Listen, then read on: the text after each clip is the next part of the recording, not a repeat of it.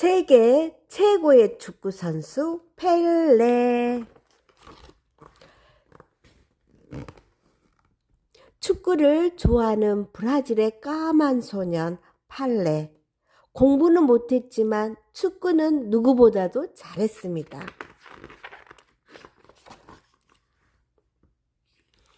펠레는 축구가 좋아서 축구 선수가 되었습니다.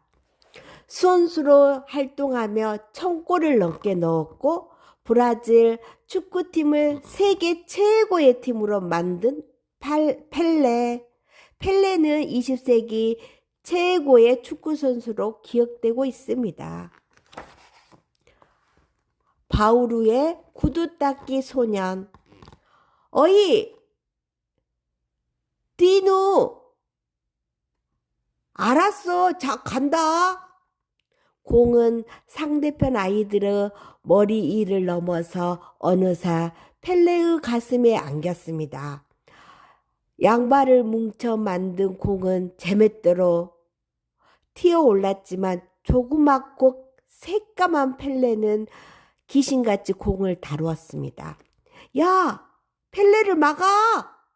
아이들이 펠레 쪽으로 우르르 몰려갔습니다.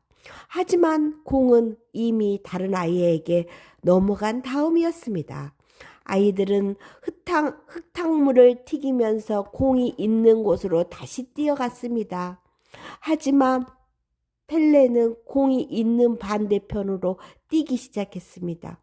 이를 본 디누가 공을 받아서 펠레에게 길게 패스를 했습니다.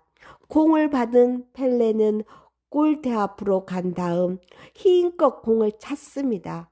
와, 또 골이다. 역시 펠레야. 펠레와 펠레네 팀은 아이들이 신이 났습니다. 반대로 상대편 아이들은 풀이 죽었습니다. 에이, 공이 또 터졌잖아. 공을 먹은 팀이 공을 만드는 거잖아. 빨리 만들어.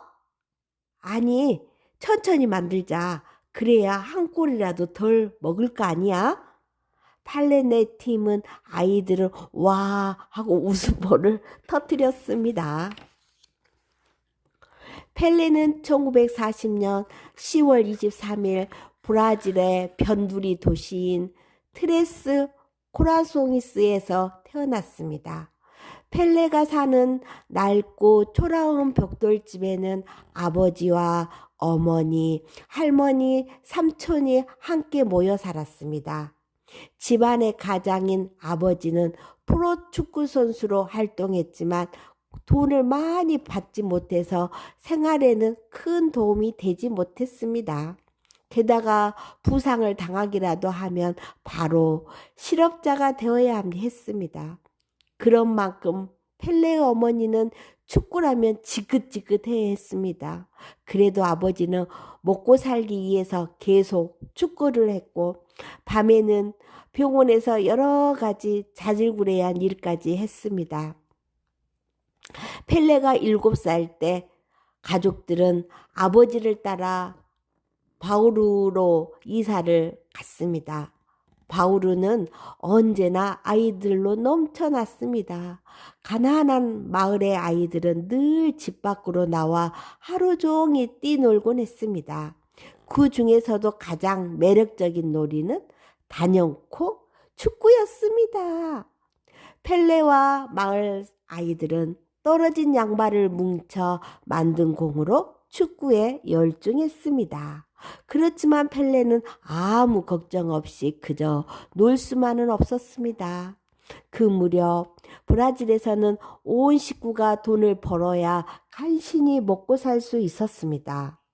펠레네 형편도 마찬가지여서 나이 어린 펠레도 일을 해야 했습니다. 펠레는 조르제 삼촌에게 구두통을 만들어 달라고 부탁했습니다. 무엇이든 잘 만드는 삼촌은 펠레에게 구두통을 만들어 주었습니다. 펠레는 이때부터 가족을 위해 구두 닦기를 했습니다. 맨발의 아이들. 그날도 축구 경기가 한창이었습니다. 아이들이 몰려다니는 곳마다 뽀얀 먼지가 구름처럼 피어났습니다. 해가 산 너머로 모습을 감추려 하고 있었지만 땀에 절고 흑투성이가 된 아이들은 계속해서 축구를 했습니다. 에이, 펠레! 이제 우리도 팀을 제대로 만들면 어때? 제대로 만들자니? 정식으로 축구팀을 만들자는 거야. 아이들은 모두 찬성이었습니다. 매일같이 축구를 하는 아이들이었으니 달리 선수를 모을 필요도 없었습니다. 그런데 팀 이름은 뭐라고 하지? 우리나라 독립일이 9월 7일이니까 9월 7일 팀이 어때? 그래, 좋아. 우리 동네가 7번지이니까 그것도 어울리고.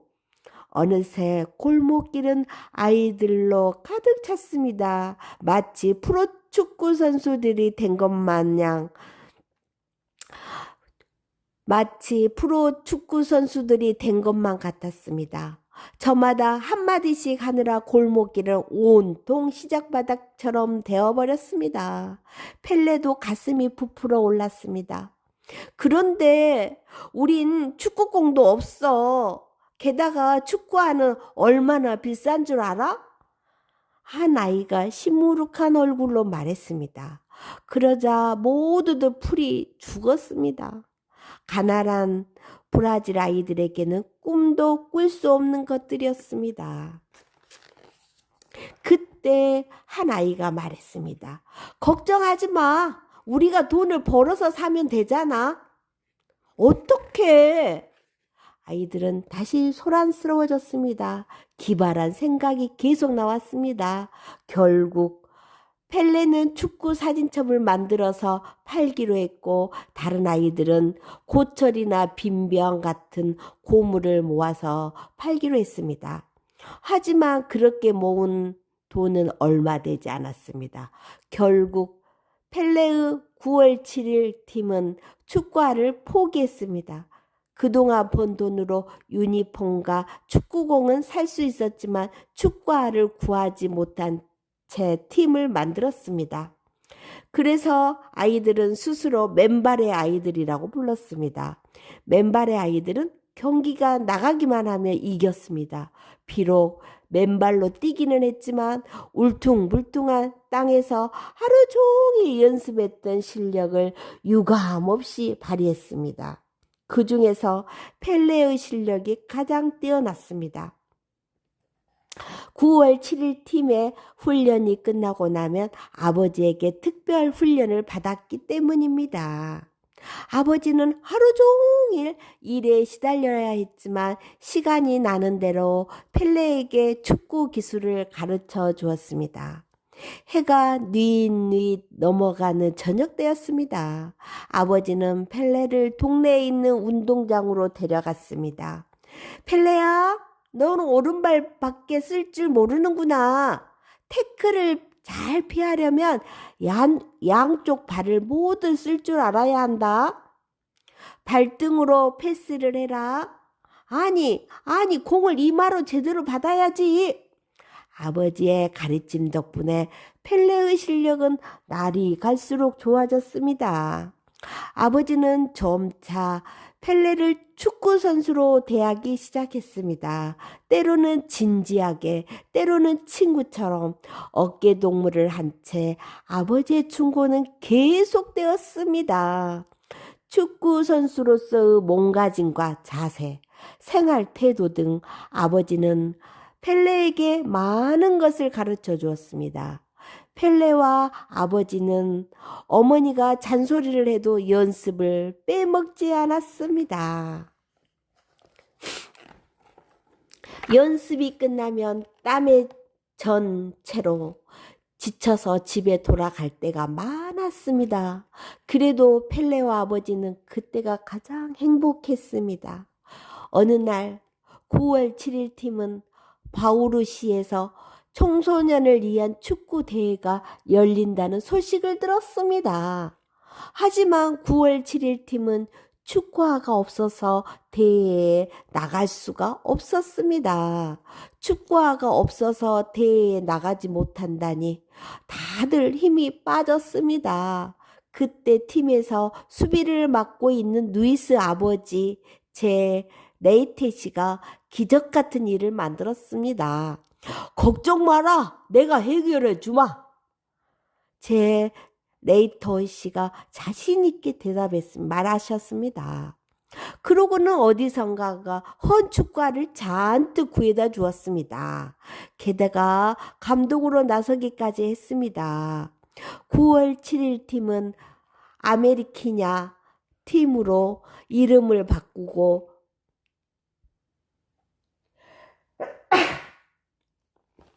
제 네이트 씨의 지시에 따라 열심히 훈련을 했습니다.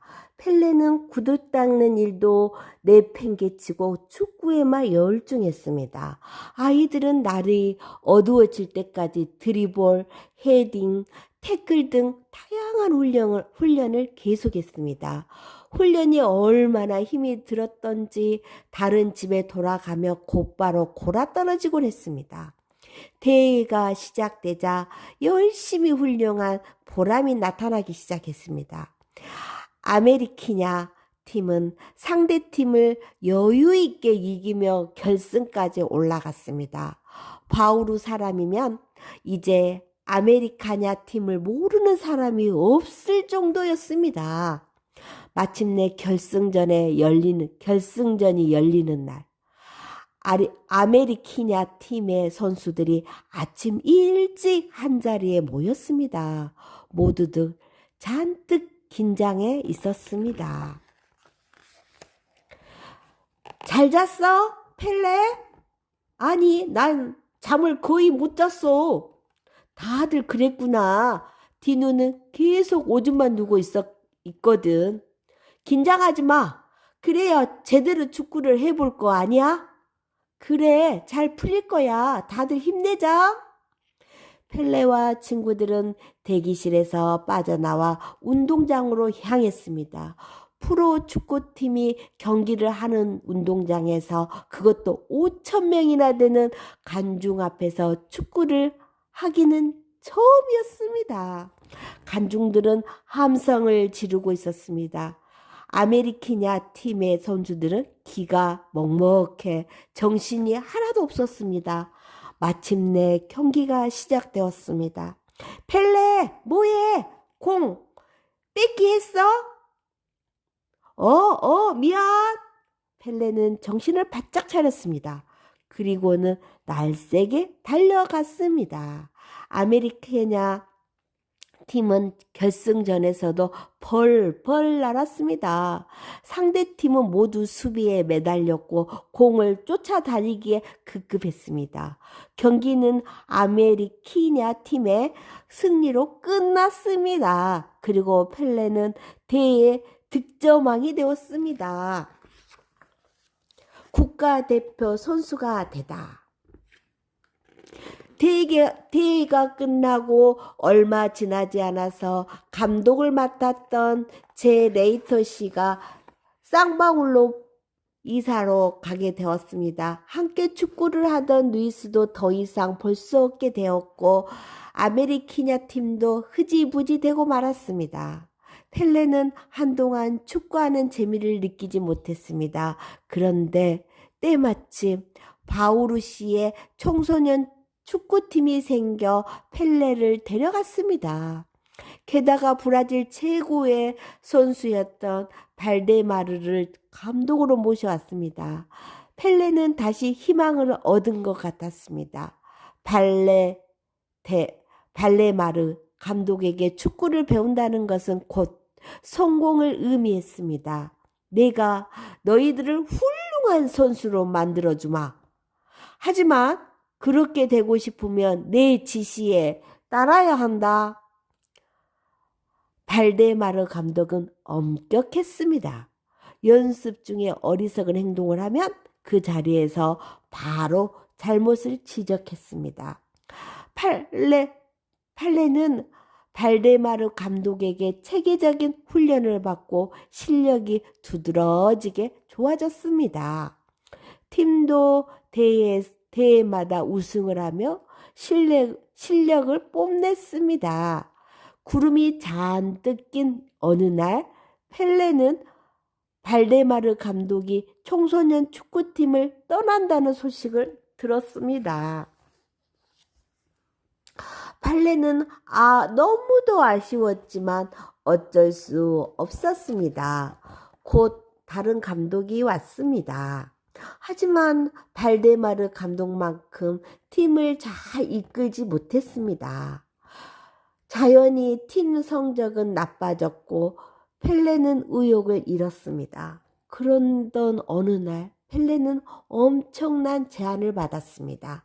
브라질 최고의 프로 축구팀인 산투스에서 함께 뛰어보자고 한 것입니다. 그것도 펠레의 전 감독이었던 발데마르가 직접 찾아와서 설득을 했습니다. 어머니는 어린 펠레를 먼 곳으로 보내기 싫었지만 펠레의 앞날을 위해서 허락해 주었습니다. 산투스행 기차가 출발하자 펠레는 온몸에서 힘이 쭉 빠져나가는 것을 느꼈습니다. 딱딱한 의자에 쪼그리고 앉아 있자니 온갖 생각이 머릿속을 가득 채웠습니다. 유명해지면 뭘 할까? 그런데 빼빼마를 흑인 아이를 받아주기나 할까? 운동장에 세워놓고 골딱 먹이면 어떻게 하지? 펠레는 두려움이 앞섰습니다. 내가 그 유명한 펠레구나. 산투스의 루이스 감독이 웃으면서 말을 건넸습니다. 내가 유명하다니. 펠레는 무슨 말을 해야 할지 몰랐습니다. 그저 진땀만 흘릴 뿐이었습니다. 자, 이제 산투스의 스타들을 소개하지. 펠레, 이리 오게. 루이스 감독은 펠레에게 산투스 팀의 선수들을 한 명씩 소개하기 시작했습니다. 펠레는 사진으로만 보았던 유명한 선수들을 직접 만나게 되자 가슴이 떨렸습니다. 어떤 선수는 직접 악수를 청해 오기도 했습니다. 잘해보자! 유명한 펠레 선수! 펠레보다 10살쯤 많았던 동료 선수들은 다행히 펠레를 막내 동생처럼 귀여워했습니다. 펠레는 팀의 막내였기 때문에 축구 말고도 온갖 심부름을 다 해야 했습니다. 그러나 펠레는 심부름을 하는 것도 즐거웠습니다. 유명한 선수들의 몸 움직임, 공을 다루는 기술 등을 직접 보고 배울 수 있는 기회를 가진 것만으로도 감사했습니다. 선수들이 모두 쉴 때에도 펠레의 연습은 끝나지 않았습니다. 바우루에서 해가 질 때까지 아버지와 둘이서 연습하던 때처럼 하루도 거르지 않고 연습을 계속했습니다. 눈을 뜰 때부터 잠들 때까지 연습에만 매달리던 펠레에게 마침내 기회가 왔습니다. 감독이 주선 선수를 아끼기 위해 후보 선수였던 펠레를 경기에 내보낸 것입니다. 펠레는 정식 경기에서 뛸 수 있는 기회가 이렇게 빨리 오리라고는 상상도 못했습니다. 상대는 브라질의 유명한 프로팀인 코린티안스였습니다. 경기가 시작되자 모두들 공에만 온 정신을 집중했습니다. 펠레의 몸놀림은 유난히 가벼워 보였습니다. 정확한 패스, 좋은 위치 선정, 그리고 강한 슛, 모든 것이 뛰어났습니다. 게다가 한 골을 넣기까지 했습니다. 경기는 산투스의 팀의 승리로 끝났습니다. 경기에서 뛰어난 활약을 펼쳤던 펠레는 이제 주전 자리에까지 올라설 수 있게 되었습니다. 경기가 계속될 때마다 펠레는 하루가 다르게 발전했습니다. 이제는 누구도 펠레의 앞을 쉽게 막을 수 없게 되었습니다. 1957년 산투스의 팀의 최고 득점왕이 된 펠레는 오랜만에 휴가를 얻었습니다. 펠레는 며칠이고 그냥 푹 쉬고만 싶었습니다. 어머니가 해주는 음식을 먹고 라디오의 스포츠 방송을 듣는 것 말고는 거의 방에서 뒹굴다시피 했습니다. 그날도 라디오를 켜놓고 있었습니다. 때마침 아나운서가 월드컵에 나갈 국가대표 선수의 이름을 발표하고 있었습니다. 펠레는 자신도 모르게 라디오 앞으로 다가갔습니다. 침이 꼴깍 넘어가는 소리가 들리는 듯 했습니다. 축구팀에서 뛴 지 1년밖에 안 된 17살 펠레에게 국가대표 선수는 꿈도 꿀 수 없는 일이었습니다. 그래도 긴장되는 건 어쩔 수 없었습니다. 벨리니, 오를란도, 소르디, 펠레. 갑자기 펠레가 벌떡 일어났습니다. 내가 국가대표 선수가? 펠레는 믿을 수가 없었습니다. 하지만 라디오에서는 분명히 펠레의 이름을 부르고 있었습니다. 아니, 펠레야, 너 왜 그러니? 엄마, 네, 국가대표 선수로 뽑혔어요. 뭐라고? 얘가 도대체 갑자기 왜 이러는 거지? 어머니는 펠레의 행동을 보고 순간 당황했지만 헐레벌떡 달려온 아버지의 감격의 눈물을 흘리는 것을 보고는 비로소 무슨 일이 벌어졌는지 깨달았습니다. 펠레는 최선을 다했다면 경기에서 이기고 지는 것은 그리 중요하지 않다고 생각했습니다. 월드컵과 실현. 국가대표로 뽑힌 선수들은 그 어느 때보다도 실력이 뛰어났습니다. 그래서 브라질 사람들은 은근히 월드컵에 대한 기대를 했습니다. 선수들도 책임감을 갖고 연습에 최선을 다했습니다. 1958년 스웨덴 월드컵. 선수들은 월드컵에 참가한다는 것만으로도 가슴이 벅차 올랐습니다. 펠레도 하루하루가 새롭고 놀라웠습니다. 그런데 스웨덴으로 떠나기 하루 전날 펠레는 연습 경기에서 골을 넣다가 무릎을 다쳤습니다. 무릎 부상은 펠레에게 치명적이었습니다. 어리고 몸집이 작은 데다 다리까지 절뚝거리니 펠레는 초조하고 불안해서 어찌할 바를 몰랐습니다.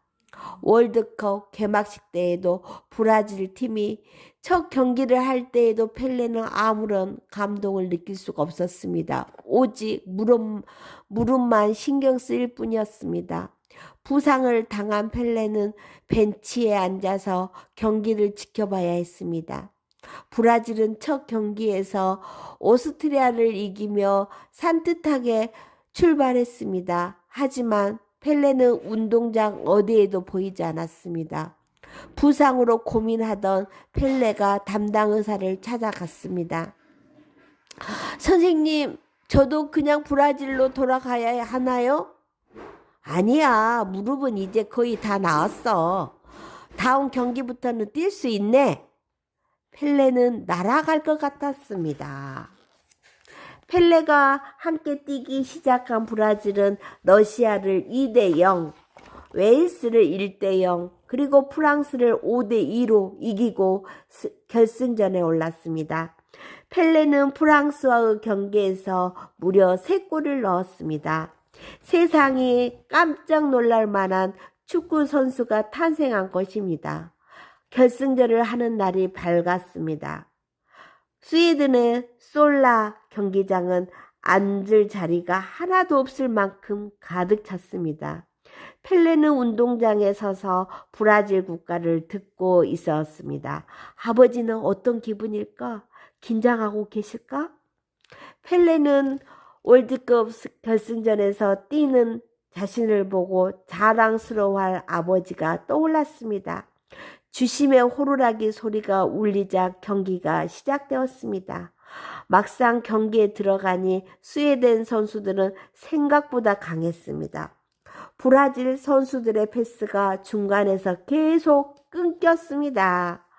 이제껏 공을 쉽게 뺏겨본 적이 없는 브라질 선수들은 당황해서 허둥대기만 했습니다. 게다가 수비수의 실수로 한 골을 먹기까지 했습니다. 너무 쉽게 생각했어. 불길한 예감이 펠레의 가슴을 파고들었습니다. 스웨덴은 월드컵 개최국인 데다 지난 대회 우승국인 독일을 이기고 올라온 강팀이었습니다. 브라질 선수들은 한동안 경기가 어떻게 흘러가는지 어디를 향해 뛰는지도 모르고 그저 정신없이 뛰기만 했습니다. 다들 뭐 하는 거야? 빨리 뛰어! 주장 선수의 고함에 펠레는 정신이 번쩍 들어났습니다. 그래, 다시 시작하는 거야. 스웨덴의 첫 골은 브라질 선수들의 길을 꺾어 놓지 못했습니다. 오히려 브라질 선수들의 눈빛을 바꿔 놓았습니다. 시간이 지나자 가린샤의 돌파가 살아나기 시작했습니다. 2명의 수비수를 제치고 골라인까지 치고 들어간 가린샤가 바바에게 공을 정확히 패스했습니다. 바바는 태클을 하려는 스웨덴 선수를 가볍게 뛰어넘고는 곧바로 슛을 날렸습니다. 골인! 잘 봐! 스웨덴은 기가 팍 죽었어. 지금이야! 기회가 왔다고! 바바는 기뻐할 새도 없이 동료들을 이끌고 제자리로 돌아갔습니다. 전반전이 끝나갈 즈음 가린샤의 돌파가 이어졌습니다. 곧이어 다시 바바에게 결정적인 기회가 주어졌습니다. 골인!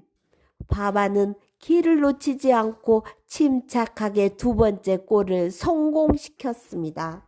전반전을 2대1로 마친 브라질은 후반전에도 계속해서 공격을 시도했습니다. 브라질이 강하게 나가자 스웨덴이 흔들리기 시작했습니다. 그때 어디선가 공이 긴 포물선을 그리며 날아왔습니다. 펠레는 넓적다리로 공을 받아 공중에 살짝 띄운 다음 슛을 날렸습니다. 공이 골키퍼의 손 뒤로 빨려 들어가는 것이 눈에 들어왔습니다. 펠레가 한 골을 넣은 것입니다. 시간이 흐르고 주심의 호루라기 소리가 길게 울렸습니다. 브라질이 5대2로 크게 이겼습니다. 월드컵 우승이 확정되는 순간 브라질 선수들은 운동장 한가운데로 몰려들어 기쁨을 나누었습니다.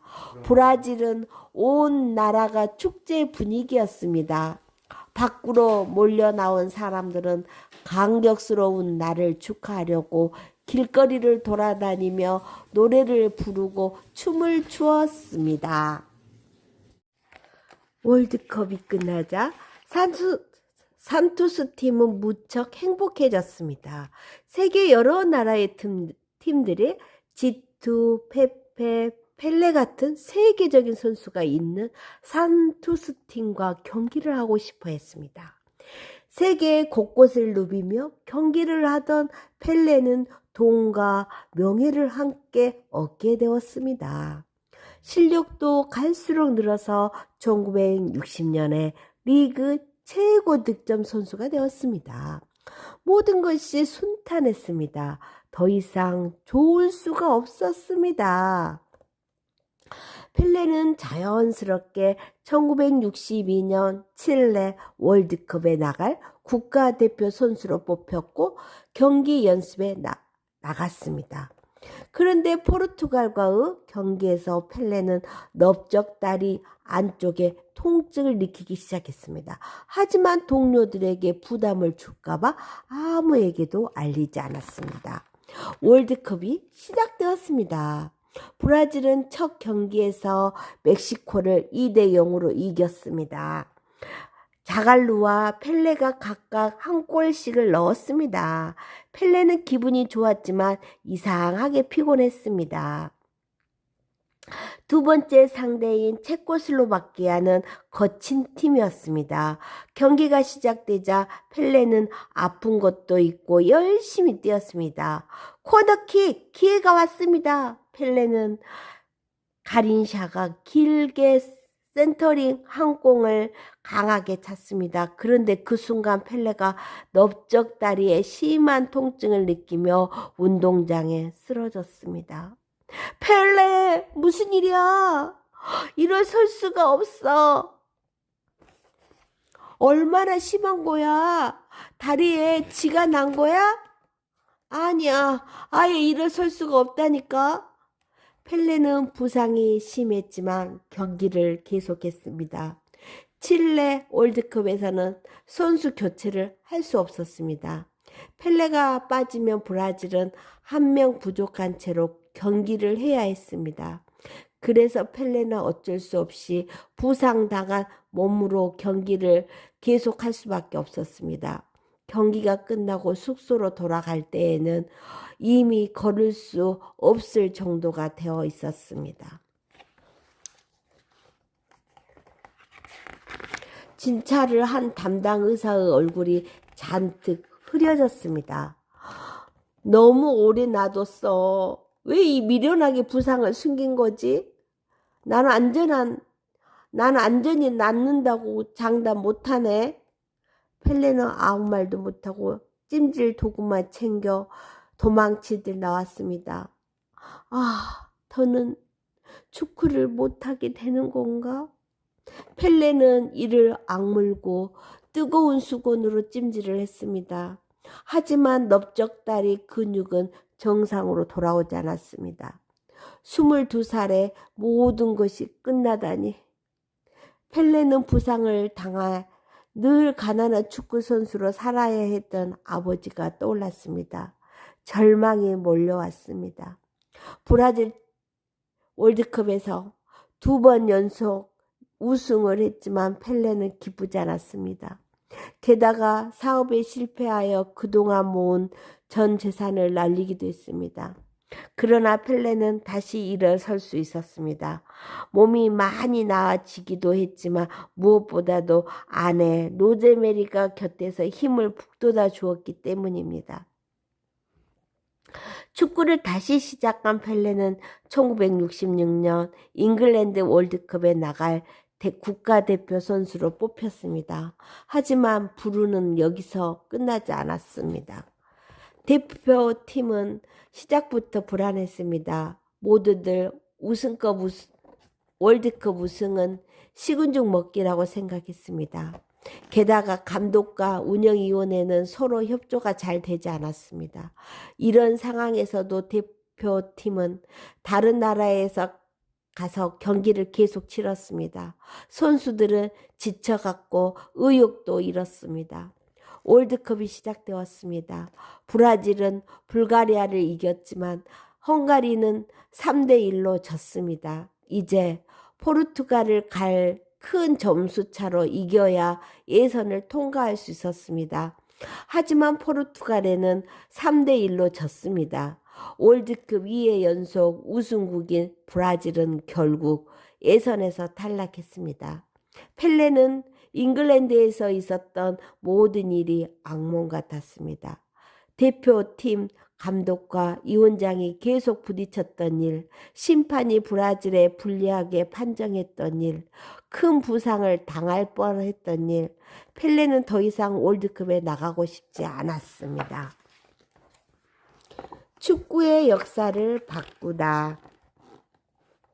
여보, 신문에 당신 기사가 나왔어요. 로제메리가 펠레의 사진이 커다랗게 나온 신문을 가져왔습니다. 펠레, 이제 곧 1000골. 1000골이라니? 펠레는 깜짝 놀라 신문을 자세히 읽었습니다.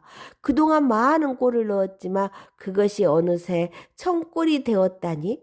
펠레는 잠시 멍해지는 느낌이었습니다.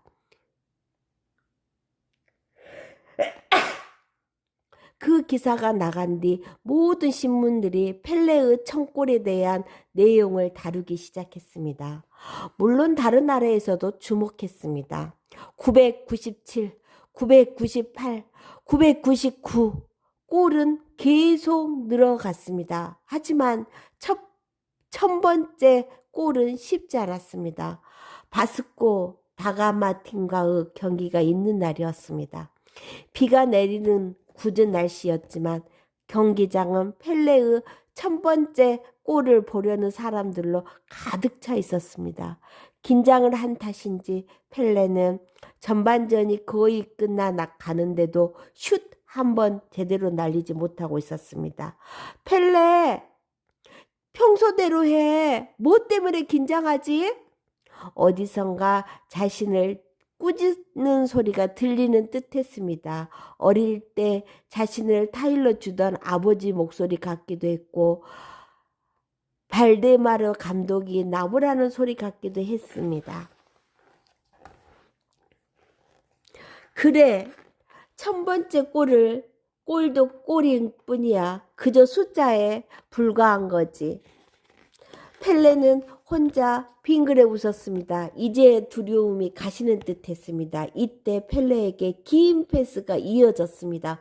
펠레는 골키퍼를 제치려고 공을 툭 밀고 뛰어넘으려 했습니다. 하지만 수비수의 다리에 걸려 넘어졌습니다. 호루라기 소리가 강하게 길게 울렸습니다. 페널티킥. 골키퍼는 펠레를 뚫어져라 노려보고 있었습니다. 침착해야 해. 펠레는 호흡을 가다듬었습니다. 시간을 끌수록 실패 위험이 높다는 걸 펠레는 잘 알고 있었습니다. 공은 펠레의 발을 떠나 크게 회전하면서 골대 안으로 들어갔습니다. 펠레는 빗줄기를 뚫고 관중들의 함성이 터져 나오기 시작했습니다. 1000번째 골이었습니다. 축구 역사상 누구도 깨지 못한 대기록이 세워진 것입니다. 골대 뒤에 있던 사진 기자들이 펠레를 에워쌌습니다. 펠레는 이제 단순한 축구 스타가 아닌 브라질을 대표하는 세계적인 인물이 되었습니다. 브라질 국민들은 펠레에게 곧 시작될 멕시코 월드컵에서의 활약을 기대하고 있었습니다. 펠레는 월드컵을 앞두고 더 이상 갈등하고 있을 수 없었습니다. 결국 펠레는 마음을 돌려먹고 월드컵에 나가기로 했습니다. 월드컵이 시작되었습니다. 펠레는 긴장하고 있는 어린 후배들에게 다가가 등을 두드리며 말했습니다. 이봐, 가슴을 쫙 펴.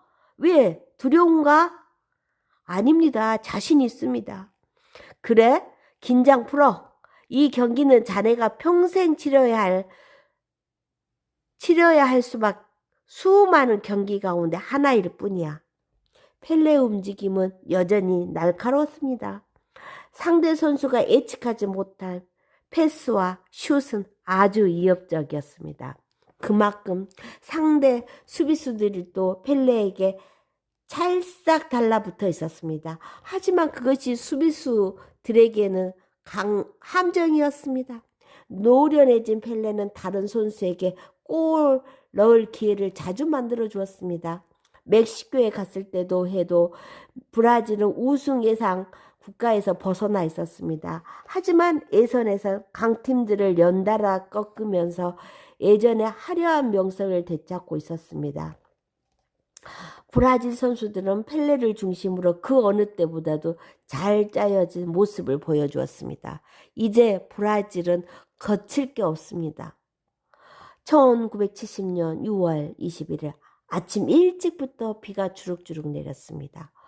브라질 국가대표 선수를 태운 버스가 월드컵 결승전이 열리는 아테스카 경기장에 도착했습니다.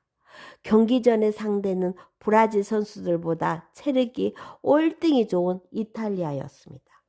첫 골은 브라질이 먼저 넣었습니다. 경기 시작 17분 만에 펠레가 헤딩으로 골을 넣은 것입니다.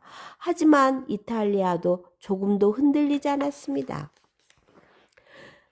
서로 밀고 밀리기를 반복하다가 이탈리아의 공격수가 브라질 수비수의 공을 빼앗았습니다. 곧바로 수비수가 따라갔지만 이미 이탈리아 선수가 골을 넣은 다음이었습니다. 브라질은 1대1 동점으로 전반전을 마쳤습니다. 이탈리아의 상승세를 끊지 않고서는 승리가 장담할 수 없었습니다. 후반전이 시작되었습니다. 그런데 이상하게도 이탈리아가 수비 위주의 경기를 했습니다. 이탈리아의 공격이 주춤해지자 브라질 선수들은 때를 놓치지 않고 매섭게 공격했습니다. 골이 연이어 터졌습니다. 경기를 마치는 호루라기 소리가 울리자 운동장은 그야말로 아수라장이 되었습니다. 브라질이 이탈리아를 4대1이라는 큰 점수 차로 이긴 것입니다. 경찰들이 운동장을 빙 둘러서서 막았지만 아무런 소용이 없었습니다. 관중들은 브라질 선수들을 향해 달려왔습니다. 운동장은 축제의 무대가 되었습니다. 함께 기뻐하고 함께 춤추며 브라질의 우승을 축하했습니다. 우리는 하나가 되어 경기에 최선을 다했다. 경기가 끝나자 모두가 웃고 있었다. 모두가 서로를 얼싸안고 있었다. 축구에 대한 끝없는 애정. 월드컵 3회 우승과 1000골이라는 대기록을 세운 펠레는 1971년에 국가대표 선수를 그만두었습니다. 자라나는 후배들에게 자리를 내주고 싶었고 가족과 함께 더 많은 시간을 보내고 싶었기 때문입니다. 펠레는 1972년 산투스 팀과 마지막 계약을 하면서 많은 것을 느꼈습니다. 축구 선수들 대부분이 노동자가 받는 기본적인 법적 보호조차 받지 못한다는 걸 새삼 깨달았습니다. 어려서부터 알고는 있었지만 깊이 생각해 보지 못했던 문제가 그제야 가슴에 와 닿았습니다. 대부분의 축구 선수들은 적은 돈을 받으면서 많은 경기에 나가야 했고 크고 작은 부상에 시달려야 했습니다. 아버지처럼 경기를 하다가 다쳐도 구단에서 아무런 도움을 받을 수 없었습니다. 펠레는 선수들을 위한 단체를 만들기로 했습니다. 처음에는 이상한 눈으로 바라보던 선수들도 서서히 펠레의 마음을 알게 되었습니다. 펠레가 하는 일이 축구 선수 모두를 위한 일이라는 것을 깨달은 것입니다. 펠레는 어린이 축구에도 관심이 많았습니다. 큰 기업의 후원을 받아 전 세계 어린이들에게 축구를 가르쳤습니다. 산투스 팀이 다른 나라에서 경기를 가질 때면 그곳 아이들에게 직접 축구를 가르쳐 주었고 강연회도 열었습니다. 어떤 해는 무려 60여 차례나 축구 교실을 열기도 했습니다. 언어와 피부색이 다른 세계 어린이들에게 축구를 가르친다는 것은 펠레에게 더없이 행복한 일이었습니다. 가난한 나라에서 태어나 어릴 때부터 구두 닦기, 빵 장사 등 안 해본 일이 없었던 펠레는 누구보다도 가난한 아이들을 잘 알고 있었습니다. 그리고 그 아이들에게 무엇이 가장 필요한지도 잘 알았습니다. 그것은 바로 희망이었습니다. 아이들은 세계적인 축구 스타 펠레와 함께하는 것만으로도 큰 희망을 얻었습니다.